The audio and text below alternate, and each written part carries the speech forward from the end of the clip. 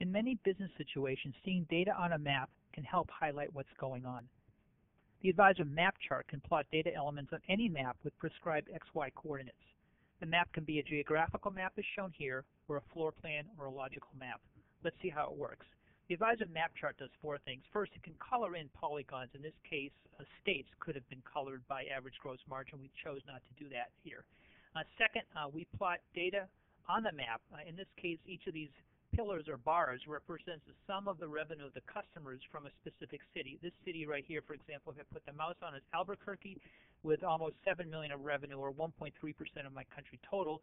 I quickly see that looks like my biggest city is Los Angeles, which represents $34 million or 7% of my total U.S. revenue.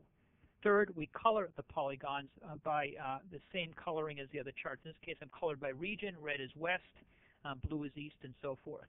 And fourth, the map chart is connected to the other charts by visual discovery. Let's see how that works.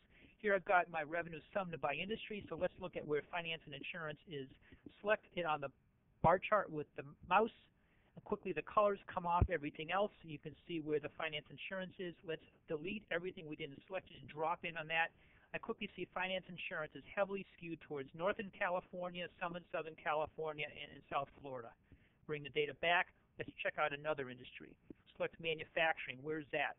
So I'm getting a good feel for how this data spreads across the country by just using the map. Very different skew. Heavily skewed towards the Northeast.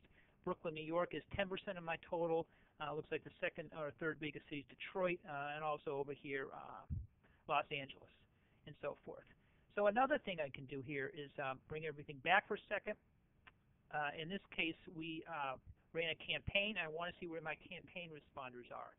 So go to another page, campaign results. And this pie chart shows that of my total customer base, 10.2% responded yes to my campaign. The other 89.8% did not. So let's see, where are these campaign responders? I select them with the mouse on the pie chart. My reports and all my other charts in the dashboard change. So I show this represents $39 million of revenue. I can see on this pie chart, they kind of strew across company size, some bigger companies, some middle size, some smaller, because the color is still on. Let's look at the geographic view. Now I have those selected out of the whole. I can sort of see where they are. Let's drop out everything else. So my campaign responders were primarily in three cities. It looks like over here, 24% were in Brooklyn, 15% in Las Vegas, and 12% in Albuquerque. Now that's a surprise, and this campaign was supposed to spread consistently across the country, and clearly it didn't. Let's bring everything back. Restore the unselected, excluded data, and reselect everything else. One more thing. So color is a metric. I've colored here by region. Let's change the coloring and see where my high margin customers are. So I'm going to change the coloring from region to margin percent. Now I'm using a color scale that is red is high margin and blue is low margin. Let's take a look at this color scale for a second here. Over my color legend, it will pop up in a second. And I've colored the map and all the other charts by the individual customers. And again, the top customers are running 42% gross margin. The bottom are 0.4%. So quickly looking at the map, I see I've got a couple of high profit customers, groups of high profit customers in North Carolina. Let's drill in on them.